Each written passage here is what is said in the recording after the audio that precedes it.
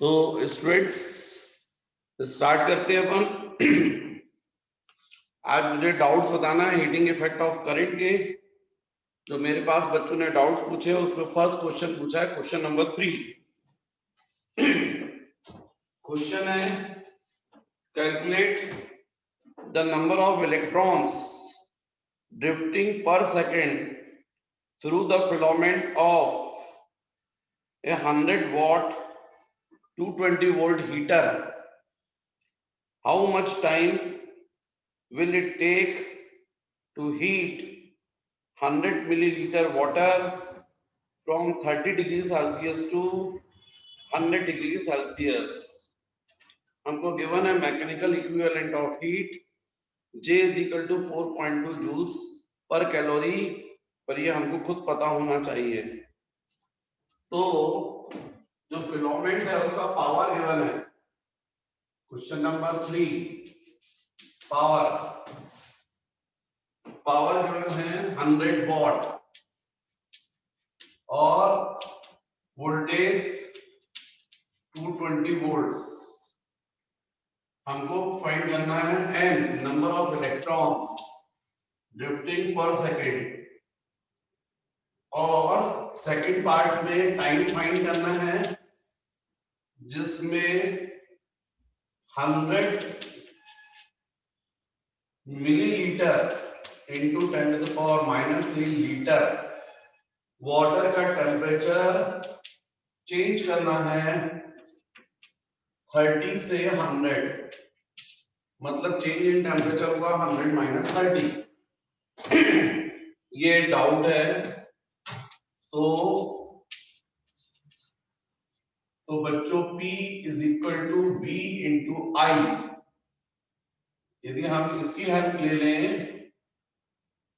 P is equal to V into I, तो power है 100, voltage है 220, तो करंट की वैल्यू जाएगी I।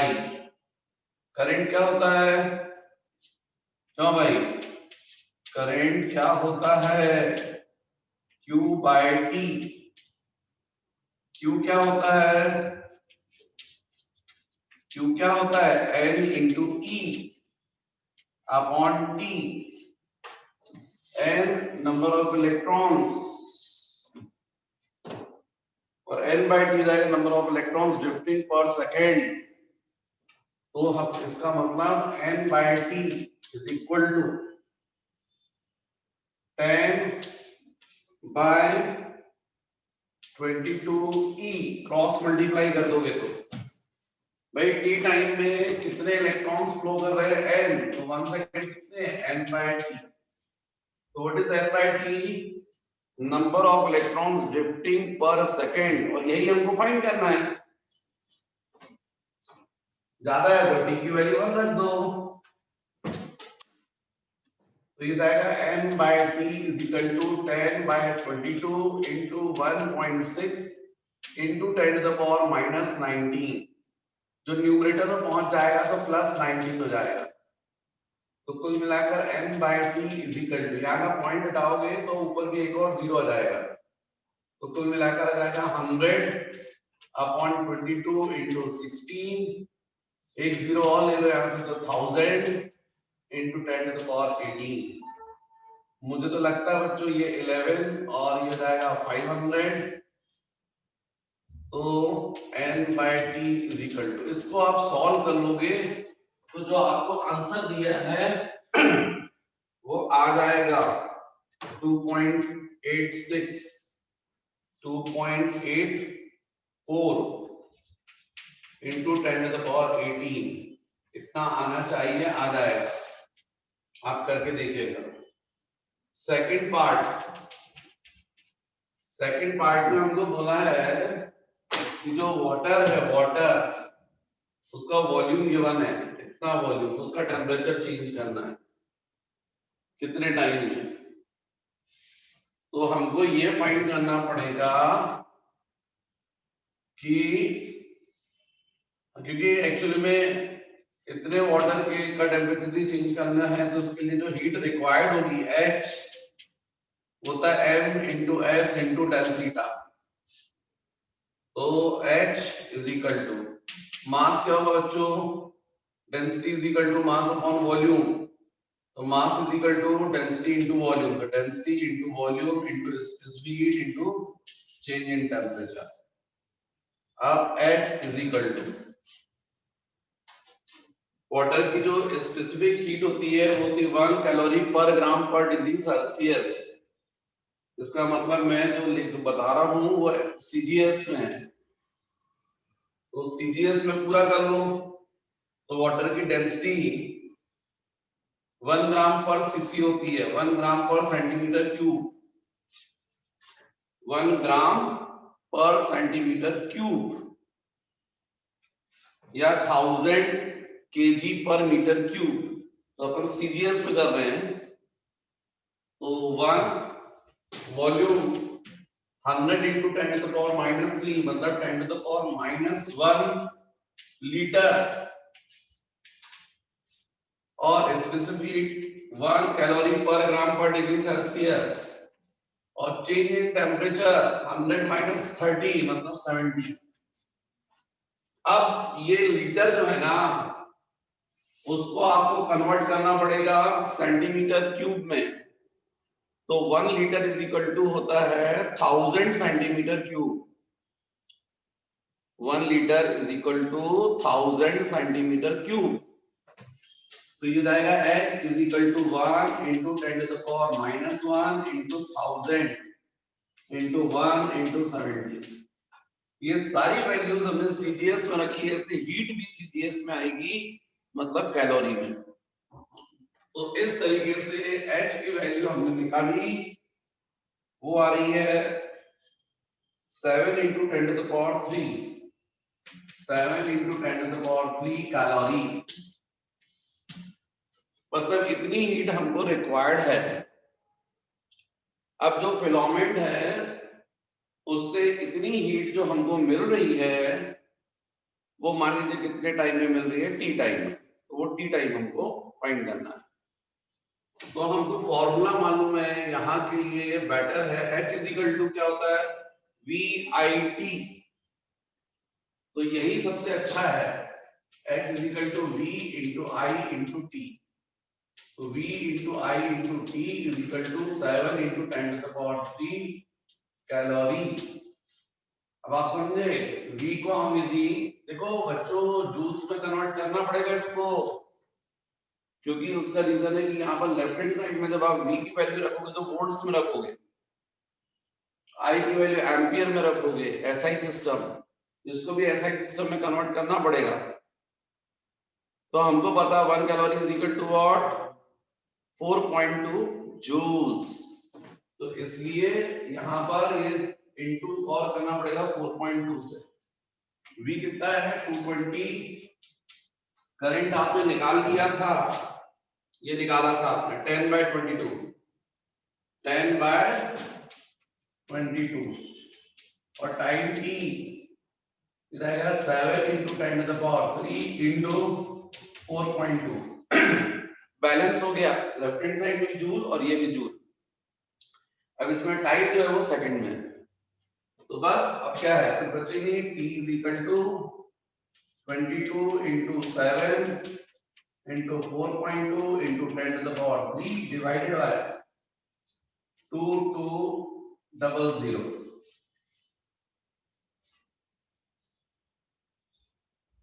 वैसे इसको मैं कैंसिल कर सकता था, तो चलिए ठीक है यहां कर लेते हैं, ये 100 हो गया, तो t is equal to 4.2 into 7 29.4, और ये 100 इंटू 10, तो t is equal to 294 second. 294 seconds में जो वाटर गिवन है ना, जितना वॉल्यूम, उसका टेम्परेचर 30 से 100 हो जाएगा। ये करना था बच्चों क्वेश्चन नंबर 3 इस तरीके से।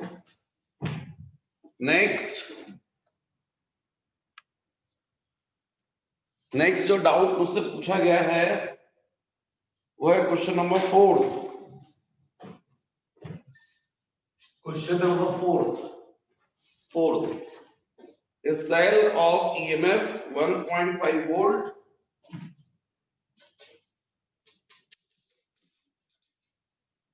and internal resistance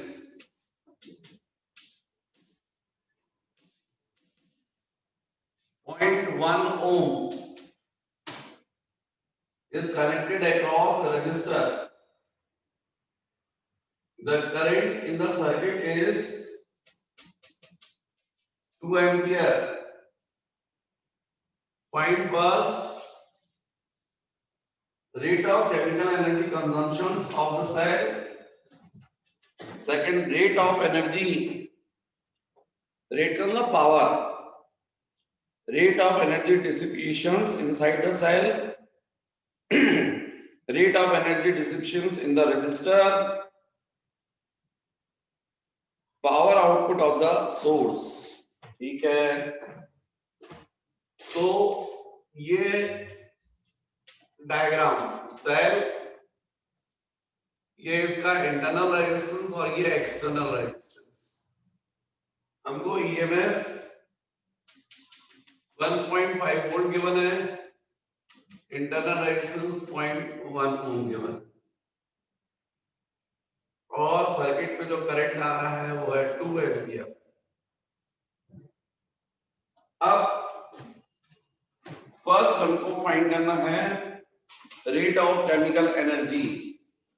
एक्चुअली में रेट का मतलब आप समझें, रेट एनर्जी अपॉन टाइम मतलब power. E is equal to chemical energy कहां से आएगी, जितनी ईएमएफ है वही उसी की वजह से, तो E इंटू आई ये फॉर्मूला होगा केमिकल एनर्जी के लिए, पूरी केमिकल एनर्जी। तो इसलिए फर्स्ट आंसर आएगा 1.5 इंटू 2 3 वॉट्स। ये टोटल केमिकल एनर्जी है। इस टोटल केमिकल एनर्जी का सेकंड पार्ट में पूछा rate of energy distributions inside the cell. Cell में यही केमिकल एनर्जी का कुछ पार्ट हीट एनर्जी में कन्वर्ट हो जाएगा, और आपको पता है P is equal to I square into of R, ये फॉर्मूला लगेगा। हीट होती तो अपन बोलते हैं I square into R into T, power पूछा है, मतलब rate of energy dissipations inside the cell. Inside the cell मतलब इंटरनल रेजिस्टेंस। तो ये जाएगा P is equal to I square 2 square into R 0.1, 4 into 0.1 0.4 watt. Third तो पूछा है rate of energy dissipations in the resistor. तो जो total power था केमिकल एनर्जी का वो दो पार्ट में यूज हो रहा है। एक एक्सटर्नल रेजिस्टेंस जो था उसमें हीट एनर्जी के फॉर्म में, और दूसरा इंटरनल रेजिस्टेंस में, दो जगह हीट प्रोड्यूस कर रहा है वो। तो इसका मतलब ये हुआ कि टोटल पावर P, यदि इसको मैं बोल दूं यहां पर तो पावर P1 और इंटरनल रेजिस्टेंस में P2, तो ये जो आपने निकाला था P2, तो P is equal to P1 plus P2 total power पर। तो P is equal to P1, total power हमको पता है 3 वॉट, P1 एक्सटर्नल रेजिस्टेंस में, इंटरनल रेजिस्टेंस में 0.4, इसका मतलब एक्सटर्नल रेजिस्टेंस में जो पावर यूज हुआ है वो 3 माइनस 0.4 2.6 watt, 2.6 watt ये होना चाहिए। फिर फोर्थ, एक और चीज उन्होंने पूछा है, power output of the source. तो आउटपुट के लिए अपन बात करें तो होना चाहिए VI, V इंटू आई। तो हम क्या वोल्टेज निकाल सकते हैं, टर्मिनल वोल्टेज बैटरी का निकाल सकते हैं। E is equal to V plus I into are.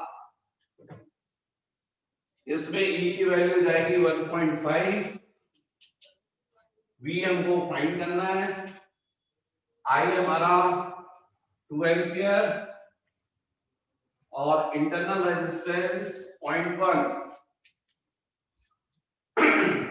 0.2, 1.3। कितना हो गया वोल्टेज? वोल्टेज हो गया 1.3 वोल्ट्स। तो ईएमएफ कितना है 1.5, लेकिन टर्मिनल वोल्टेज वो हो गया 1.3। तो आउटपुट पावर ये होना चाहिए V इंटू आई, 1.3 इंटू 2, और इसलिए आउटपुट पावर कहलाएगा 2.6 वॉट। वैसे ये यहां पर जो पावर था वही है, मुझे कैलकुलेट करने की जरूरत नहीं थी, सीधे सीधे मुझे बताना चाहिए था कि ये जो एक्सटर्नल रेजिस्टेंस है उसमें जो पावर है वही तो आउटपुट पावर है। तो इसलिए थर्ड और फोर्थ आंसर सेम रहेंगे। तो ये है बच्चों क्वेश्चन नंबर 3, सॉरी 4। मैं बोर्ड के सामने से हट जाता हूं, आप वीडियो को पॉज करके देख सकते हो। नेक्स्ट जो मेरे पास में डाउट आया है,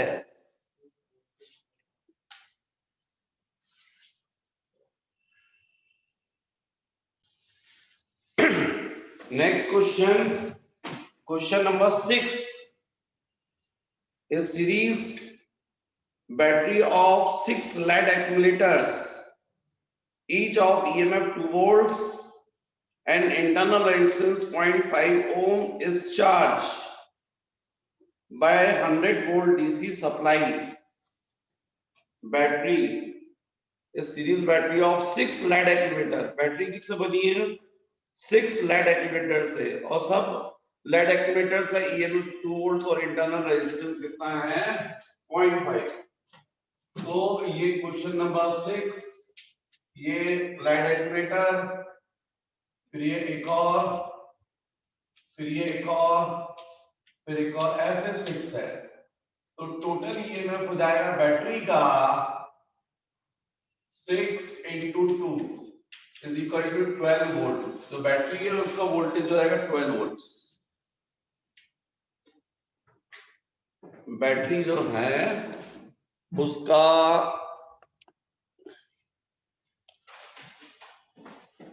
वोल्टेज 12 वोल्ट्स, और टोटल इंटरनल रेजिस्टेंस ये हो जाएगा 6 into 0.5 मतलब 3 ohms is charged by 100 volt, 100 volt charger, 100 volt DC supply. What series resistance should be included in the charging circuit? यहाँ पर सीरीज में हमको रेजिस्टेंस कनेक्ट करना पड़ेगा। Charging circuit to limit the current to 8 ampere, 8 ampere. तो हमको R की value find करना है first. Second, find power supplied by DC। Third, the power dissipated as heat. Fourth, the energy stored in the battery. Energy in 15 minutes.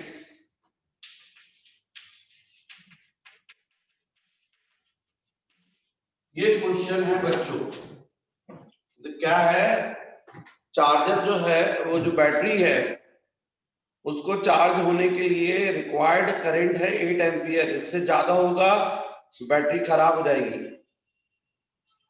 तो अभी जो 100 volt है वो तो ज्यादा करंट सप्लाई कर देगा डायरेक्ट कर दोगे तो इसलिए हमको सीरीज में एक रेजिस्टेंस कनेक्ट करना पड़ेगा जो इस करंट को कंट्रोल करके 8 एम्पियर कर दे।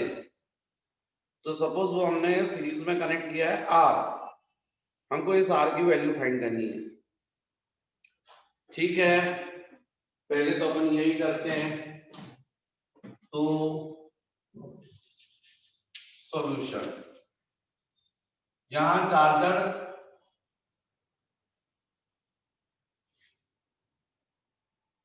ये पावर इसका VI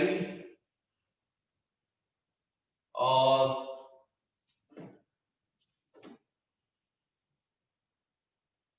I पता है। ओके, 12 वोल्ट जो है वो बैटरी को मिलना चाहिए, तो बाकी बचा हुआ ये रेजिस्टेंस ले लेगा क्योंकि सीरीज है। क्या है बच्चों, total voltage V is equal to V1 plus V2।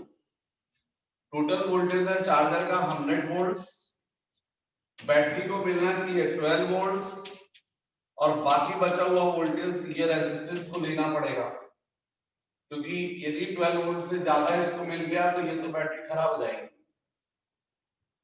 तो बाकी वोल्टेज किसको मिलेगा, रेजिस्टेंस को। तो ये आ गया आपका 88 V2। ये क्या हो गया, यहां का वोल्टेज V2। सीरीज में करंट तो सेम रहता है, तो V2 is equal to I into R यहां के लिए। ये हो गया 88, करंट हो गया 8, रेजिस्टेंस R। इसका मतलब इस रेजिस्टेंस की वैल्यू होनी चाहिए 11 ओम्स। 11 ओम्स का रेजिस्टेंस आपको इस बैटरी सर्किट के साथ सीरीज में कनेक्ट करना पड़ेगा।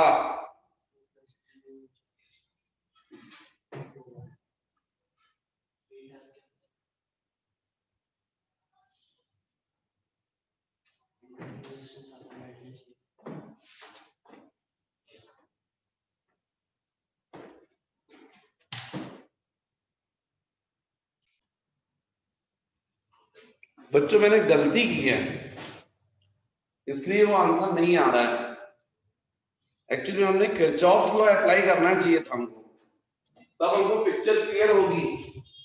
मैंने जब आप लोगों को थ्योरी पाई थी तब भी आपको समझाया था कि हमेशा जब भी चार्ज करते हैं तो बैटरी का चार्जर का पॉजिटिव टर्मिनल बैटरी के पॉजिटिव टर्मिनल से कनेक्ट करते हैं और चार्जर का नेगेटिव टर्मिनल बैटरी के नेगेटिव टर्मिनल से कनेक्ट करते हैं।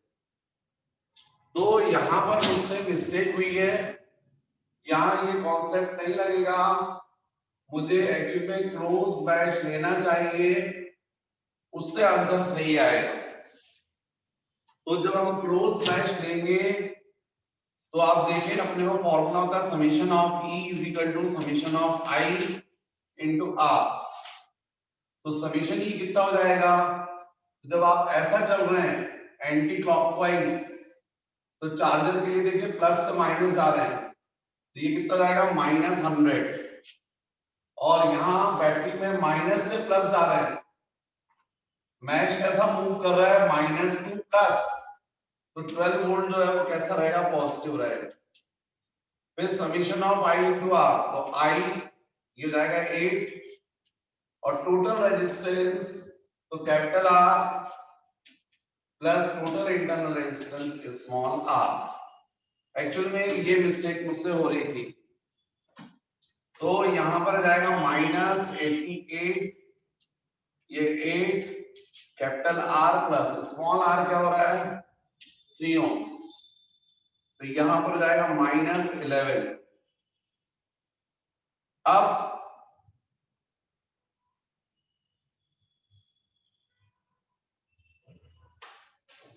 -11 8, ओ करंट का डायरेक्शन भी नेगेटिव है। करंट जो है वो चार्जर से ज्यादा अपना ऐसा मूव कर रहा है, मतलब करंट का डायरेक्शन जो है हमारे मैश के अपोजिट है। ये भी माइनस आएगा यहाँ पर, ये नेगेटिव आ जाएगा -1, तो माइनस माइनस क्या हो जाएंगे कैंसिल, तो 11 is equal to R plus 3, तो R is equal to 11 minus 3 8 ohms। ये होना चाहिए था, मतलब हमको 8 ओम का जो रेजिस्टेंस है वो कनेक्ट करना पड़ेगा इस बैटरी के साथ में सीरीज में, यदि हम बैटरी को सही सलामत चार्ज करना चाहते हैं तो।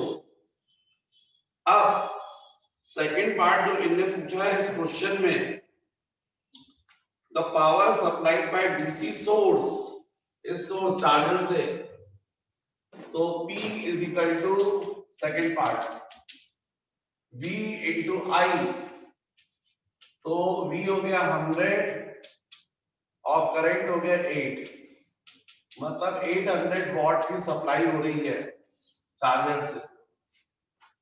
चार्जर से जो सप्लाई हो रही है वो हो जाएगी 800 वॉट। फिर third, the power dissipated as heat, तो पावर हीट के फॉर्म में कन्वर्ट होगा, वो कहां होगा पूरे रेजिस्टेंस में, एक्सटर्नल प्लस इंटरनल।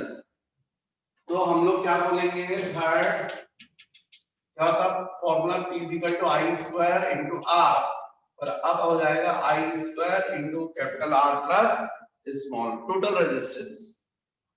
तो यहां पर ये पावर जो लॉस हो रहा है हीट के फॉर्म में हो जाएगा 8 स्क्वायर इंटू कैपिटल आर 8 और स्मॉल आर 3, और ये जाएगा आपका 64 इंटू 11, तो 44 4 66 70 704, ये पावर लॉस हो रहा है हीट के फॉर्म में।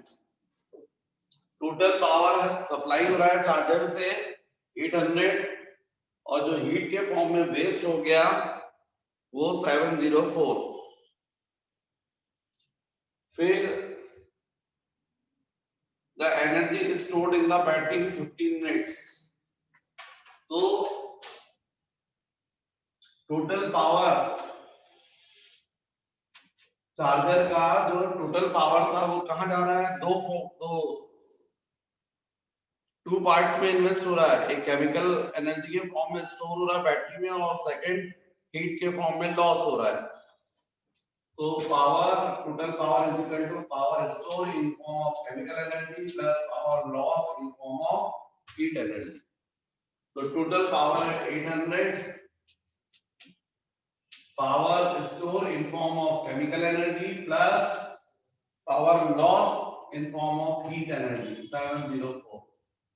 तो जब ट्रांसफर करोगे तो 800 माइनस 704 96 वॉट, ये पावर जो है वो स्टोर होगा केमिकल एनर्जी के फॉर्म में।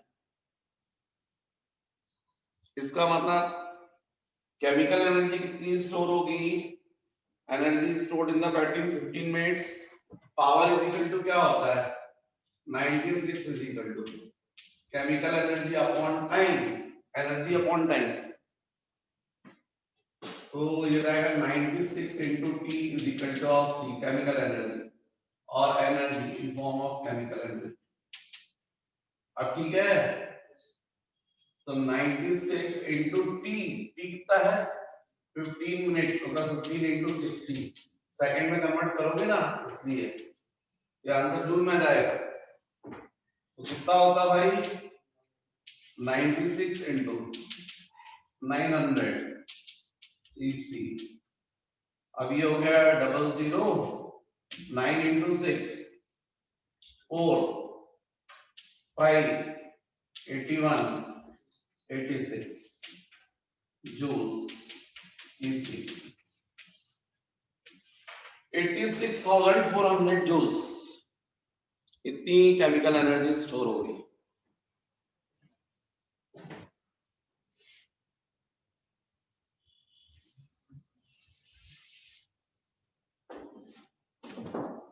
क्वेश्चन नंबर 6 के बाद मेरे पास नेक्स्ट डाउट पूछा गया है, question number 7। A 64 volt DC power supply is charging a battery of 8 accumulators, each of EMF 2 volts and internal resistance 1 by 8 ohms. The charging current also run an electric motor connected in series with the battery.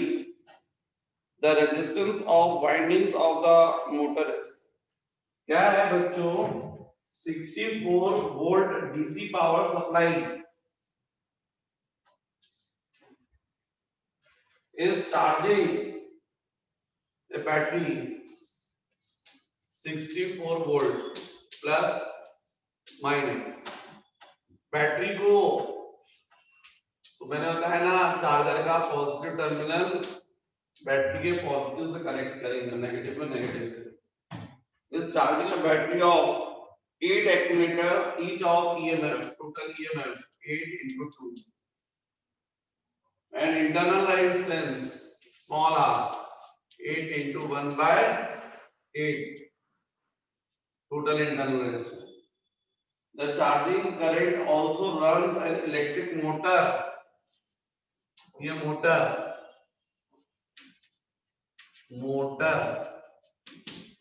इसको भी run करना है, connected in series with the battery. The resistance of winding of motor is 7 ohms and the steady current supply is 3.5 ampere.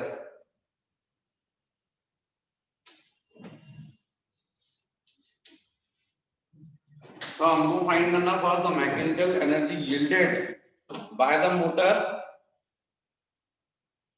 and second the chemical energy stored in the battery in 1 hour. ये दो question पूछे गए हैं इस question में। तो charger जो है वो बैटरी को भी चार्ज कर रहा है और मोटर को भी रन कर रहा है। मोटर ही तो केमिकल एनर्जी कन्वर्ट कर रही है। यहां पर क्या क्या हो रहा है, टोटल पावर कहां कहां जा रहा है।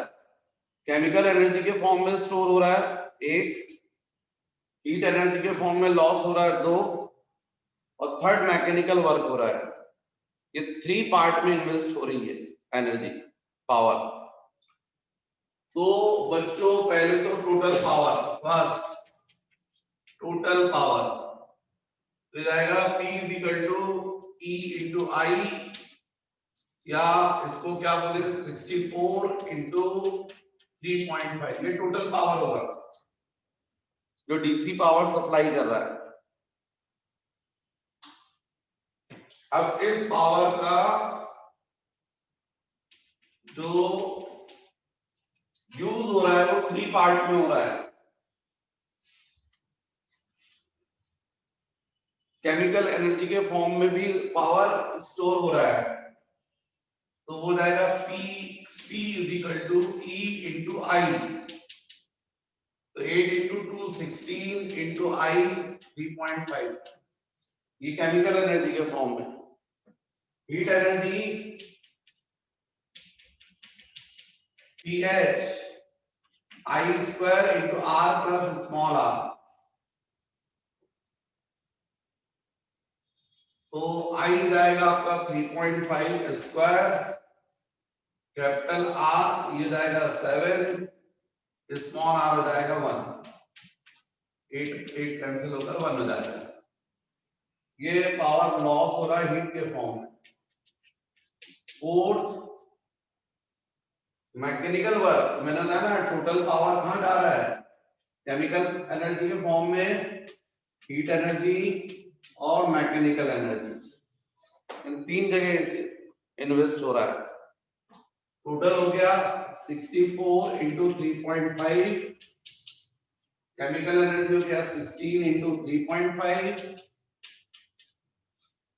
Power loss in form of heat 3.5 square into 8, और बचा मैकेनिकल वर्क के लिए तो पीएम। इसको सॉल्व कर लेंगे तो वो आ जाएगा। अब हमसे ये क्या क्या पूछा है, the mechanical energy yielded by the motor, हाँ तो ये पार्ट तो इसी से आ जाएगा। एनर्जी, एनर्जी बोला पावर नहीं, एनर्जी कितने टाइम में, 1 आवर में, तो आ जाएगा ना बच्चों। इसको सॉल्व करके आप देखो और मुझे बताओ कि पीएम की वैल्यू कितनी निकल रही है सॉल्व करने पर, पावर कितना आ रहा है पीएम अकॉर्डिंग। तो बच्चों ये देखो, जब अपन ने यहां से पावर निकाल लिया, power yielded in form of mechanical energy, तो उसकी वैल्यू को सॉल्व करने से आ रही है 70। तो पावर होता है एनर्जी अपॉन टाइम, तो energy is equal to 70 into time, time 1 hour, 1 hour मतलब 3600 सेकंड। तो ऐसे सिस्टम में सॉल्व करोगे तो सेकंड में रखोगे ना। तो energy yielded in form of mechanical energy, इसका आंसर आ जाएगा 2.5 into 10 to the power 6 joules। फिर यदि आपको एनर्जी स्टोर बताना है in form of chemical energy, तो आपको मालूम था power store in form of chemical energy कितना था, 16 into 3.5।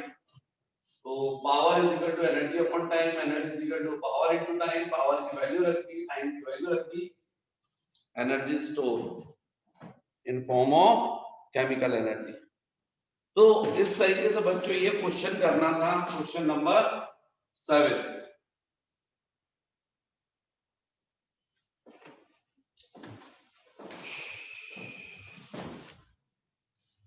तो आज इस वीडियो में बच्चों यहीं तक पढ़ेंगे, नेक्स्ट वीडियो में अपन ज्यादा पढ़ेंगे।